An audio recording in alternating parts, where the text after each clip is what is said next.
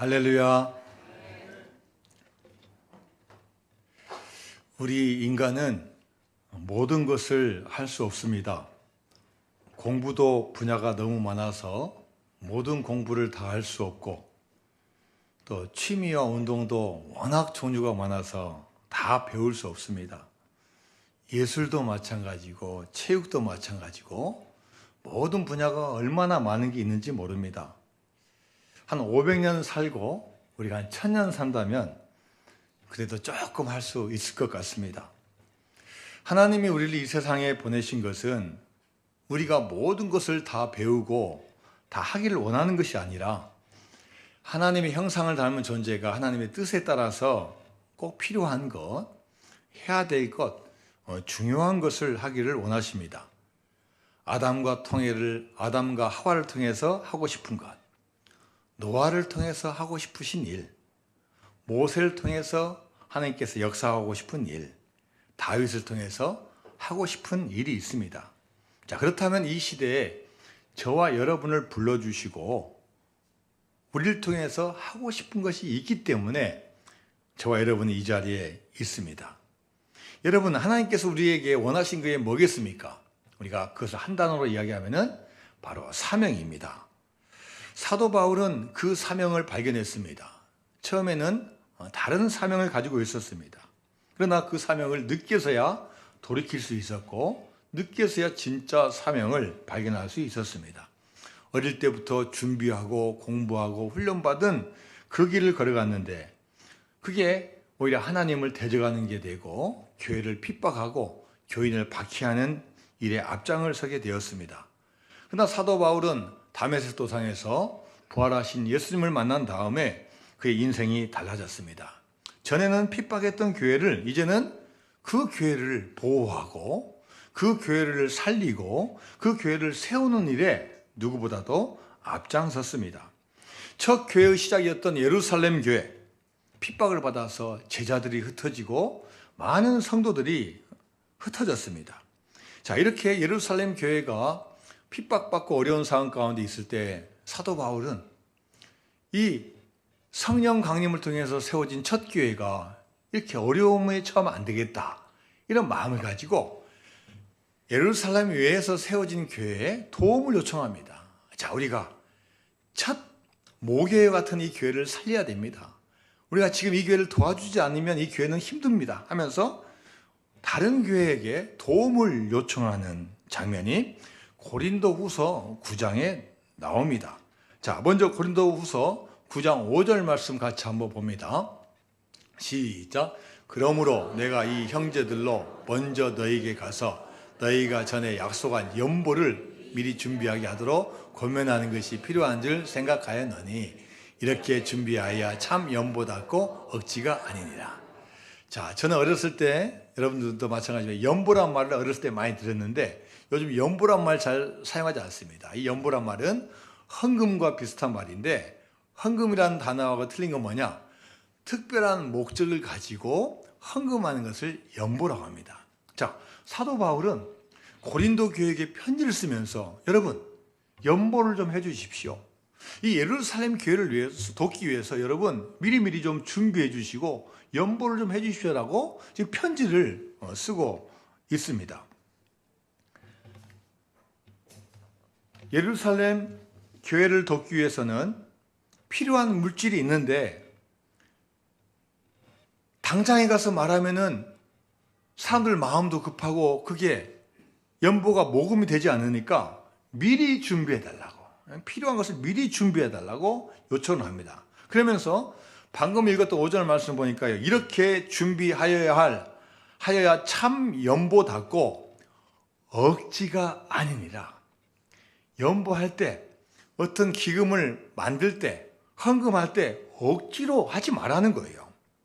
분명히 예루살렘 교회를 돕기 위해서 필요한 물질과 헌금이 필요한데 억지로 하면은 얼마나 서로 불편하겠냐는 거예요. 자, 그리고 오늘 본문에서도 다시 한번 언급하면서 말합니다. 자, 고린도후서 9장 6절 말씀입니다. 시작. 이것이 곧 적게 심는 자는 적게 거두고 많이 심는 자는 많이 거둔다 하는 말이로다. 자, 먼저 이 연보에 대해 요청하면서 심는 심는 것의 법칙에 대해서 이야기합니다. 적게 심는 자는 적게 거두고 많이 심는 자는 많이 거둔다. 이건 자연의 법칙이자 농사의 법칙입니다. 우리가 씨를 뿌릴 때 적게 뿌리면 그만큼 나는 거고, 또 넓은 땅에 많이 뿌리면 그렇게 많이 난다는 거예요. 예루살렘 교회를 돕기 위해서는 이 헌금하는 것을 농부가 농사 짓는 것에 비유했습니다. 심어보자는 거예요. 심으라는 거예요. 돕는데 열심을 다해서 한번 심어보자는 거예요. 그러나 그 심는 것이 앞에 한번 나와 있는 것처럼 억지로 하지 말라는 겁니다. 자, 고린도후서 9장 7절 말씀입니다. 시작. 각각 그 마음에 정한 대로 할 것이요 인색함으로나 억지로 하지 말지니 하나님은 즐겨내는 자를 사랑하시느니라. 자, 그 마음에 정한 대로 하고 인색함으로 하거나 억지로 하지 말라는 거예요. 하나님과 우리의 관계는 여러분 지금 어떤 관계입니까? 주인과 종의 관계는 아닙니다. 이스라엘 백성들은 애굽에서 400년 동안 살 때 종으로 살았습니다. 사실 종에게는 무조건적인 순종이지 주인과의 특별한 계약이 없습니다. 애굽의 식민지로 사는데 애굽에게 무슨 것을 요구하겠습니까? 시키면 시킨 대로 하고 일을 더 많이 시키면 해야 되는 종입니다. 근데 하나님께서는 그런 세상의 종으로 우리를 살도록 내버려 두지 않으셨어요. 모세를 통해서 출애굽하게 만들고 가나안 땅을 향해 나가게 만듭니다. 그리고 광야에서 이제 종이었던 그 이스라엘 백성을 자유민으로 바꿔주셔요. 너희들 이제는 종이 아니다. 세상에 있는 그런 걸 따라 살지 말고 이제 나라와 새로운 언약을 맺자. 그래서 이 모세를 신의 산으로 올라오게 해서 이 이스라엘 백성과 언약을 맺는 거예요. 그 대표적인 것이 바로 십계명입니다. 여러분, 십계명을 보면은 뭐라고 되어 있습니까? 뭐뭐 하라, 뭐뭐 하지 말라는 표현이 있는데, 우상 숭배 하지 말라, 안식일을 잘 지켜라, 거짓말 하지 말라, 간음 하지 말라, 살인 하지 말라. 여러분, 왜 하라고 한 것도 있고 왜 하지 말라고 한 것도 있겠습니까? 이것을 거꾸로 하면요, 우리 사람이 망하는 거예요. 살인하지 말라고 했는데 여러분 매일 살인하면 어떻게 되겠습니까? 큰일 나는 겁니다. 하나님께서 우리를 살리시기 위해서, 잘 되게 하기 위해서 계명을 주신 거예요. 여러분, 누구를 돕는 것도 마찬가지입니다. 인색함이나 억지로 하지 말라고 하나님께서 말씀하셨어요. 하나님의 계명이에요. 인색함으로 하는 거, 억지로 하는 것도 물론 의무니까 하긴 합니다. 그러나 복이 될 수 없다는 거예요. 하나님의 큰 사랑을 받지 못한다는 겁니다. 오늘 본문에서 하나님은 어떤 사람을 사랑하시냐? 하나님은 즐겨내는 자를 사랑하신다고 말씀하셨어요. 미국의 돈, 여러분 달러를 보면은 100달러짜리나 10달러짜리나 1달러짜리 보면은 영어로 뭐라고 써 있습니까? In God we trust. 우리는 하나님을 믿는다. 여러분, 돈하고 하나님하고 무슨 관계입니까? 오히려 때로는 반대가 될 수도 있는 것 같고 또 비슷할 수도 있는 것 같은데 무슨 관계입니까? 청교도 신앙이죠. 청교도 신앙이에요. 우리가 이 미국 땅에 온 거, 우리가 하나님을 잘 섬기려고 왔다. 교회를 세우고 학교를 세우고 믿음의 길을 걸어갈 때 이 돈 문제도, 우리 물질의 문제도 먼저 하나님을 먼저 하자, 이런 믿음을 가지고 아예 화폐에다 그냥 집어넣는 거예요. 우리는 하나님을 믿는. 그중에 믿지 않는 분도 있고 또 잘 믿지 못하는 분도 있지만 이런 모토를 가지고 나아갈 때 그 나라의 방향을 정할 수 있다는 거예요. 하나님은 우리가 해야 될 것 하는 것도 인정하시지만 무엇보다도 자원하는 마음으로, 즐겨하는 마음으로 하는 자들을 더 사랑해 주신다는 거예요. 1950년대에 미국의 한 병원 앞에 생후 6개월 된 한 아이가 버려져 있습니다. 아마 이 아이를 키우던 엄마가 포기했어요. 그 아이의 상태를 보니까 뇌성마비에다가 정신지체 장애를 가지고 태어났어요. 그리고 태어난 지 얼마 안 돼요. 이 눈에 세균이 감염되어서 이 눈을 제거하지 않으면은 이게 이제 온몸으로 퍼지는 거예요. 그래서 이 두 눈도 다 뺐어요. 그러니까 이 생후 6개월 된 아이가 지금 뇌성마비에다가 지체장애다에다가 앞을 못 보는 실명자예요. 여러분, 이 아이가 병원 앞에 버려져 있는데 이 병원에서 발견한 사람이 이 아이가 살 수 있나? 살 수 있어도 이 버려진 아이를 누가 돌보고 키울 수 있지? 이렇게 생각하다가 갑자기 생각나는 사람이 있었어요. 얼마 전에 퇴직한 메이 램키라는 간호사예요. 이제 나이가 벌써 52세니까 병원에서 이제 근무하다가 이제 은퇴를 했어요. 전화를 했어요. 자, 저 누군데 한번 만나고 싶습니다. 이 메이 램키에게 요청하는 거예요. 6개월 된 이런 아이가 있는데 이 아이를 키울 수 있는 사람을 아무리 생각해봐도 당신밖에 없습니다. 혹시 당신 키울 수 있습니까? 하나님을 잘 섬겼던 메이 램키, 당황스럽지만 하나님께 기도합니다. 하나님, 저에게 이런 일이 주어졌는데 이거 제가 할 수 있습니까? 기도할 때 하나님께서 마음에 평안 주셔요. 야, 네가 키우지 않으면 그 아이를 누가 키울 수 있겠느냐? 예, 하나님, 제가 기쁜 마음으로 한번 키워보겠습니다. 제가 한번 키워보겠습니다. 이 아이를 데려왔는데요. 우유를 줘도 빨아먹을 힘도 없는 거예요. 그러니까 어떻게 하냐? 튜브로 연결해요. 튜브로 연결해가지고 튜브로 해가지고 이제 주는 거예요. 한 달 지나고 2달 지나고 1년 지나고 2년 지나도 그냥 튜브로 받아먹기만 하지 손 하나 까딱 안 하는 거예요. 주변 사람들이 당신 지금 뭐 하는 거냐? 식물인 것 같은 이 아이를 어떻게 키울 거냐? 포기해라. 희망이 없다. 그런데 이 메이 램키는 하나님이 주셨다고 생각하는 이 자녀를 포기하지 않습니다. 이 아이의 온몸을 주무르면서 기도합니다. 하나님, 이 아이에게도 하나님의 계획이 있으실 줄로 믿습니다. 이 아이를 살려주시고 꼭 하나님을 찬양하는 사람이 되게 해주세요. 근데 이 아이는 그 뒤로도 잘 움직이지 않는 거예요. 아예 움직이지 않아요. 식물인간이에요. 그래도 계속 찬송하면서 이 아이를 잡고 기도합니다. 사랑의 하나님, 저는 성경에 나오는 그 기적을 믿습니다. 이 아이 레슬리에게도 기적을 허락하여 주옵소서. 이 레슬리가 새로운 생명으로 태어나는 기적을 주옵소서. 하나님께서 이런 메이 램키의 눈물의 간구를 들으셨어요. 그래서 8년 6개월 동안 손 하나 깜짝하던 아이가 9살 되니까요, 손가락을 갖다 가는 거예요. 손가락을 갖다 가는 거예요. 조금씩 좋아지다가 3년 지난 12살 때는 일어나서 이제 앉을 수 있어요.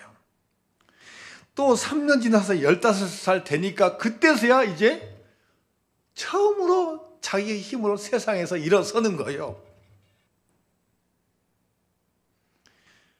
레슬리는 음악을 들려줄 때 귀가 움직일 정도로 음악에 대한 반응은 있었다고 합니다. 하나님, 이 아이가 할 수 있는 일이 뭐겠습니까? 앞을 볼 수도 없고 뭐 지금 뇌성마비에다 지체장애자인데 뭘 할 수 있겠습니까? 하나님께서 찬양을 통해서, 음악을 통해서 영광 받으세요. 레슬리가 엄마 메이가 어느 날 잠자고 있는데 갑자기 꿈속에서 음악 소리가 들리는 거예요. 보니까 꿈이 아니고 밑에 1층에서 음악 소리가 들리는 거예요. 이상하다. 내가 낮에 라디오를 켜고 잤나? 그럴 리가 없는데 내려가 보니까 이 램스키가 피아노를 연주하고 있는 거. 피아노를 정식으로 가르친 게 아니라 몇 번만 이렇게 한번 치게 만들어 봤고 뭐 악보 볼 정도만 됐는데 이 램스키가 거실 피아노 앞에 앉아서 차이코프스키 협주곡 1번을 연주하고 있는 거예요. 깜짝 놀란 거예요. 이걸 뭐 가르쳐 준 적도 없고 뭐 배워본 적도 없고 하는데 언제 한번 들었던 이것을 다 기억했다가 쫙 그냥 치는 거예요. 나중에 전문가들에게 알아보니까 이 레슬리에게는 서번트 증후군이라는 특이한 질병이 있는데 이 질병이 천재적인 능력을 갖게 만들고 기적과 같은 반응을 하게 된다는 거예요. 그래서 이 기적의 피아니스트라고 불리는 레슬리 램키, 이 세상에 등장하게 됩니다. 이런 일이 벌어진 게 여러분 훈련도 아니고 교육도 아니고 가르침도 아니고 하나님께 꾸준히 10몇 년 동안 기도해왔던 이 양어머니의 메이 램키의 기도뿐. 이 피아니스트로 데뷔한 날 언론은 메이 부인의 사랑과 기적이라는 기사를 실었습니다. 사랑이 기적을 불러왔습니다. 기쁜 마음으로, 자원하는 마음으로, 나의 평생의 사명으로 이 아이를 위해서 헌신한 그 결과를 얻게 되었습니다. 여러분, 하나님은 왜 즐겨내고 즐겁게 하는 자를 사랑하시겠습니까? 인색함으로 하거나 억지로 하지 않고 즐겨하는 자를 하나님께서는 사랑하시겠습니까? 그 이유는 딱 하나예요. 하나님께서 그런 분이셔요. 하나님께서 그렇게 하셨어요. 삼위일체 하나님께서 성부 하나님의 예수님을 이 땅에 보내시고 그분을 우리를 위해서 헌신시키신 거예요. 예수님께서도 그 십자가 당하시는 그 십자가 길을 때로는 고통스럽고 때로는 힘들고 어려운 길이었지만 그 길을 회피하지 않았어요. 얼마든지 도망갈 수 있고 십자가에서 뛰어내릴 수 있는 능력도 있지만 회피하지 않았어요. 자, 그 상황을 베드로전서 기자가 고백합니다. 베드로전서 2장 24절 말씀입니다. 시작. 친히 나무에 달려 그 몸으로 우리 죄를 담당하셨으니 이는 우리로 죄에 대하여 죽고 의에 대하여 살게 하려 하십니다. 그가 채찍에 맞음으로 너희는 나무에 달리셨는데 어떻게 달리셨어요? 친히 몸속 자원해서 피하지 않고 즐거운 마음으로 억지로 아니고 어쩔 수 없어서가 아니고 기쁜 마음으로 십자가를 지었다는 거예요. 여러분, 우리가 드리는 예배 지금 얼마나 소중하고 귀합니까? 우리가 안식일을 지켜야 되니까, 주일을 지켜야 되니까, 하나님께 예배해야 되니까 나온 것도 소중하지만 즐거운 마음으로 나와서 예배 드리는 백성들 하나님께 더 크게 기뻐하여 줄 줄로 믿습니다. 우리의 예배와 헌금과 봉사와 인생과 범사가 즐거움에 넘쳐야 됩니다. 물론 우리가 의무이기 때문에 할 수 있는 것도 참 필요하고 중요한 일이지만 의무를 넘어서 의무 이상 즐겁고 또 넘치도록 감사한 마음으로 감당할 때 하나님께서 가장 사랑해 주시고 큰 축복을 줄 줄로 믿습니다. 하나님 우리에게 인색함이나 억지로 하지 말라고 했습니다. 그리고 즐겨내는 자를 사랑한다고 말씀하셨습니다. 자, 고린도후서 9장 8절 말씀입니다. 시작. 하나님이 능히 모든 은혜를 너희에게 넘치게 하시나니 이는 너희로 모든 일에 항상 모든 것이 넉넉하여 모든 착한 일을 넘치게 하게 하려 하시면. 여러분, 이 말씀 잘 보세요. 모든이라는 단어가 몇 번 나옵니까? 모든 은혜를 너희로 모든 일에 항상 모든 것이 모든 착한 일을 하게 하시면. 우리 은혜라는 찬양 우리가 예배 시간에 불렀습니다. 이 모든 것이 은혜. 이 모든 것이 은혜. 모든이라는 단어가 4번이나 반복되고 넘치게 혹은 넉넉하여가 3번이나 반복됩니다. 하나님은 물질적인 은혜뿐만 아니라 본질적인 면에서도 항상 은혜를 넘치게 해주시는 하나님이십니다. 하나님 우리의 필요만 채우시는 하나님이 아니라 우리가 다른 사람에게도 흘려보낼 수 있는 그 은혜를 주신다는 거예요. 모든 은혜, 나한테 필요한 은혜만 있는 게 아니라 우리가 베풀 수 있는 은혜도 주신다고 말씀하셔요. 이는 너희로 모든 일에 항상 모든 것이 넉넉하여 모든 착한 일을 넘치게 하게 하려 하십니다. 하나님이 우리에게 은혜를 주시는데 모든 것이 넉넉하도록 여유 있게 채워주시는 하나님이 되신 줄로 믿습니다. 마태복음 7장 11절 말씀입니다. 시작. 너희가 악한 자라도 좋은 것으로 자식에게 줄 줄 알거든 하물며 하늘에 계신 너희 아버지께서 구하는 자에게 좋은 것으로 주시지 않겠느냐. 여러분, 아버지는 자식에게 주는 그 사랑의 마음을 가지고 있어요. 심지어 나쁜 아버지도 어떻게 해서든지 자식을 잘 살리려고 하는데 하물며 하늘 아버지께서 어떻게 하시겠느냐. 필요한 거 주시고 넘치도록 주신다고 말씀하고 계셔요. 물질 많고 환경 좋고 잘 사는 것이 꼭 행복한 삶이 아닙니다. 성경에서 오늘 넉넉하여라는 이 단어는 아우타르케이아라는 단어입니다. 현상적으로 차고 넘치는 것도 이런 의미가 있지만 자족하다, 충족하다는 의미가 있어요. 물질적으로 차고 넘치는 것만 넉넉한 게 아니라 하나님이 주신 은혜를 우리가 깨달을 수 있고 그걸 잘 우리가 분별할 수 있고 그것을 알 수 있는 것도 하나님의 큰 은혜라는 거예요. 무조건 많고 양이 많고 질적으로 높은 것만 넉넉한 게 아니라는 거예요. 제가 3주 전에 한 신문 기사를 봤습니다. 2017년 호주에서 22살 된 배관공으로 일하는 한 남자 청년이 있습니다. 이름은 조슈아 위슬렛이에요. 배관공 일은 하지만 그렇게 열심히 하지 않았습니다. 자, 통장에 돈이 우리나라 돈으로 16,000원밖에 남지 않았어요. 지금 일도 별로 하기도 싫고 지금 통장에 있는 잔고는 없어져 가고 그래 한번 희망을 보고 복권을 한번 사보자. 복권을 샀는데 당첨이 됐을까요? 안 됐을까요? 대답도 안 하셔. 당첨이 안 되면 제가 이야기를 안 합니다. 당첨이 됐어요.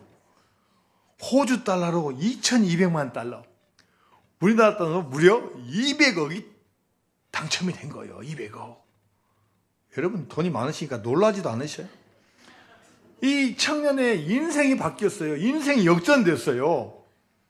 이 조슈아는 이야, 이거 나한테 주신 하늘의 기회구나 이렇게 생각을 하고 돈을 책임감 있게 잘 관리하려고 마음 먹었어요. 그리고 혼자 하지 않고 신탁 잘 맡겨서 호주와 뉴질랜드에다가 부동산을 여러 개 매입했어요. 부동산을. 여러분, 갑자기 200억 생기니까 여러분, 이 돈과 재산이 왔으니 얼마나 기쁘고 얼마나 만족스럽고 앞으로 살 걸 생각하니까 얼마나 좋았겠습니까? 계속 행복했겠죠? 근데 계속 행복한 것은 기사에 별로 안 나오더라고요. 당첨돼갖고 좀 이렇게 안 좋은 분이 많이 나와요. 그런데요, 문제가 뭐냐? 그렇게 재산은 많고 호주, 뉴질랜드 그렇게 많이 해놔도 얼마 지나니까요, 기쁨이 없어요. 만족이 없어요. 심지어 때로는 허탈해요. 왜 그러지? 기쁨을 높이기 위해서 약물에 손을 대는 거예요. 마약에 손을 대요. 친구들이 말립니다. 야, 너 안 돼. 마약 절대 하면 안 돼. 그래도 이미 한번 손댄 거 쉽게 못 빠져나와요. 특히 주변에 있는 같이 하는 사람들이 야야야야야야 즐겨야 돼. 인생 즐겨야 돼. 있는 거 막 적당하게 써야 돼. 결국 2020년 경찰이 자택을 급습했는데요. 거기에서 집에서 코카인하고 MDMA라는 일명의 엑스타시가 발견되고 총기와 탄약이 발견된 거예요. 그래서 그는 마약 및 무기 소지 혐의로 징역을 선고받았으나 돈이 있으니까 보석으로 풀려났어요. 자, 그러면은 이제 정신 차려야 될 거 아니에요. 이제는 정신 차리고 딱 끊고 새 출발해야 돼. 이게 또 안 되는 거예요. 그 이후에도 조슈아의 삶은 개선되지 않습니다. 점점 편집증과 약물 의존에 시달렸고 정신적으로 무너져 갑니다. 친구 중 한 명이 계속 좋은 친구가 계속 준 거예요. 야, 이런 식으로 살다가 너 죽어. 그러나 말 듣지 않습니다. 2022년 말 결국 우려가 현실이 됐습니다. 조슈아는 마약 과다 복용으로 인해서 건강 악화로 자택에서 쓸쓸하게 숨졌습니다. 당시에는 그의 사망이 보도되지 않았지만 최근에 친구가 언론에 증언하면서 이 비극적인 말로가 뒤늦게 전해졌습니다. 여러분, 넘치게 갖는 것, 만족하게 갖는 것만으로 여러분 행복할 수 없습니다. 오히려요, 성경에서는 그 행복이 반대에 있대, 반대. 정말 행복하려면 넘치게 가지는 게 아니라 넘치도록 섬겨야 된다고 말씀하고 있어요. 자, 고린도후서 9장 8절 말씀 한번 같이 다시 한번 봅니다. 시작. 하나님이 능히 모든 은혜를 너에게 넘치게 하시나니 이는 너희로 모든 일에 항상 모든 것이 넉넉하여 모든 착한 일을 넘치게 하게 하라. 하나님이 은혜를 주시는 목적이 뭐냐? 물론 내가 받아야 됩니다. 우리가 받아야 돼요. 그러나 거기에 가둬놓으면 안 된다는 거예요. 그 은혜가 어떻게 된다고요? 넘쳐야 된다. 넘치게 가야 된다. 하나님이 우리에게 은혜를 부어주신 이유가 뭡니까? 물론 우리가 하나님 백성으로 살기에 은혜를 받아야 돼요. 그래야 내가 생활할 수 있고, 내가 건강할 수 있고, 내가 잘 살 수 있고, 내가 삶을 영위할 수가 있어요. 그러나 그 은혜를 가지고만 있으면 안 된다는 거예요. 흘려보내야 된다는 거예요. 우리 교회 남성교회에서 몇 주 전에 충청도에 한번 다녀오셨어요. 야외에 다녀오셨어요. 한 집사님께서 말씀하시더라고요. 아, 목사님 가보니까요, 그때 비가 안 와가지고요, 보니까 물이요 막 없습니다. 물이 별로 없습니다. 물이 별로. 그래서 배를 대려고 하는데 물이 없으니까, 물이 이렇게 차 있으면 이렇게 비슷하게 되는데, 부두에 되는데 없으니까 이렇게 되는 거예요. 이렇게. 거기서 내리는데 불편했고, 또 특히 다리가 불편한 집사님 힘들었습니다. 이런 얘기. 비가 안 오니까 물이 쫙.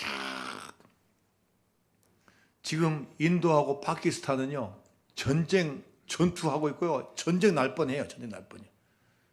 인도에서 상류에서 물길을 막아버려요. 밑으로 내려오는 파키스탄에서 물길을 막아버린 거예요. 파키스탄 입장에서는 이 물이 안 내려면 어떻게 됩니까? 이제 생활할 수 없으니까, 이제 너희들 물 안 주면은 전쟁한다. 너희들 댐 만들다 왔는데 우리는 댐을 폭파시켜서라도 우리는 물을 얻어야 된다. 은혜가 흘러가야 되는데 막으면 서로가 이제 문제가 생기는 거예요. 여러분, 하나님께서 우리에게 은혜를 주셨는데 그 은혜를 흘려보내지 않고 막아버리면 어떻게 되겠습니까? 하나님께 여러분에게 건강 주셨습니까? 물질 주셨습니까? 달란트와 재능 주셨습니까? 그것을 주신 하나님께 감사하시기 바랍니다.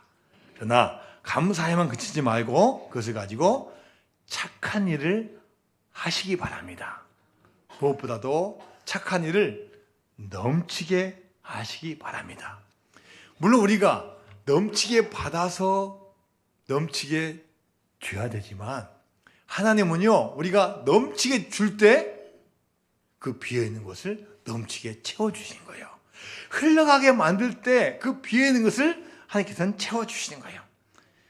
잠언서 11장 24절에서 25절까지 말씀입니다. 시작. 흩어 구제하여도 더욱 부하게 되는 일이 있나니 과도히 아껴도 가난하게 될 뿐이니라. 구제를 좋아하는 자는 풍족해질 것이요 남을 윤택하게 한 자는 자기도 윤택해지자. 할렐루야. 이게 하나님의 법칙이에요. 우리가 남을 잘 되게 하고 남을 기쁘게 하고 하나님께 그 기뻐하시고 채워주신다는 거예요. 공부를 해도 물론 나를 위해서 하지만 남을 위해서 공부한다는 그 목적을 가지고 공부하면은 하나님께 더 크게 되게 해주신다는 거예요.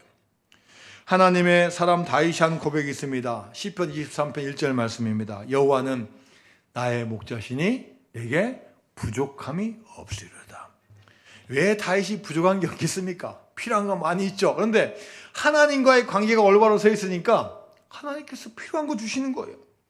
5절 말씀, 주께서 내 원수의 목전에서 내게 상을 차려주시고 기름을 내 머리에 부으셨으니 내 잔이 넘치나이다. 할렐루야. 여러분도 하나님의 은혜가 차고 넘치시는 여러분 되시기를 바랍니다. 인도의 선교의 아버지라고 불리는 윌리엄 캐리라는 분이 있습니다. 굉장히 부지런한 사람이었고 선교를 위해서 열정을 다한 사람이었습니다. 그는 인도 선교를 위해서 타밀어 중국어 활자를 제작하고 인도 문법책을 만들었습니다. 산스크리트어 구약 성경을 번역했고 벵고로 신약 성경을 번역했습니다. 또 텔루구어로 문법책을 만들기도 했습니다. 이 모두가 인도의 복음을 전하기 위해서 한 열 몇 명의 사람들과 함께 20년 동안 열심히 노력을 했어요. 그런데 1812년 3월 12일 날 불이 났어요. 20년 동안 열 몇 명과 같이 작업해온 모든 책들, 모든 자료가 다 불타버렸어요. 그러나 윌리엄 캐리는 실망은 됐지만 하나님께 원망하지 않았어요. 모여서 같이 기도했습니다.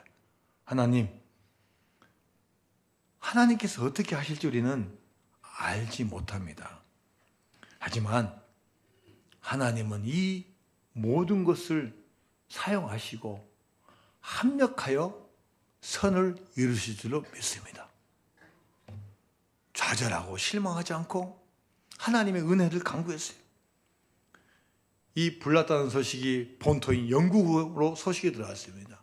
이 소식을 들은 많은 윌리엄 캐리를 아는 분들이 이제는 우리가 진짜로 도와야 될 때가 왔다. 인도에 발을 밟은 사람이 몇 명이냐? 이 사건 이후로 무려 3,000명이 인도에 왔어요. 그 중에서 수백 명이 윌리엄 캐리가 했던 그 번역 작업을 다시 도왔어요. 열 몇 명이 20년 동안 했던 거 이 몇백 명이 달드니까 2년도 안 돼서 다시 다 마칠 수가 있었어요. 오히려 선교가 더 활성화되고 선교가 비약적인 발전이 이렇게 되었어요. 여러분, 하나님은 때로는 우리를 힘들게 할 때가 있어요. 한 사람이 무너질 때가 있어요. 그러나 성도는 넘어져도 일어서도 전진해도 후퇴해도 그 모든 것이 하나님의 은혜 가운데 있습니다. 우리는 실패인 것 같지만 하나님께서는 새로운 방법을 갖고 계세요. 우리가 기도하고 나아가면 하나님께서 채워주시고 넘치도록 부어주실 줄로 믿습니다. 여러분, 내가 없다고 생각한 거 있지 않습니까? 왜 하나님 나에게는 이런 은혜를 많이 주시지 않습니까? 라고 생각하지 않으십니까? 그렇지 않습니다. 하나님은 똑같은 거 양 주시지 않습니다. 각자에게 그 대신 필요한 거 주셔요. 달란트도 다르고 은사도 다르고 상도 다르고 다 틀린 거 주시는 거예요. 주셨고 지금도 주시고 계시고 또 앞으로도 주시는 하나님이셔요. 여러분, 무엇보다 내가 받은 은혜를 발견하시기 바랍니다. 내가 받은 은혜가 분명히 있습니다. 발견하시기 바랍니다. 그리고 없는 거 기도하시기 바랍니다. 하나님께서 부어주실 줄로 믿습니다. 하나님은 반드시 여러분 순종하고 나아간 자에게 넘치도록 부어주셔요. 이 부은 걸 가지고 흘려보내고 착한 일 넘치도록 하셔서 하나님의 큰 은혜를 받는 여러분 되시기를 주님의 이름으로 축원드립니다.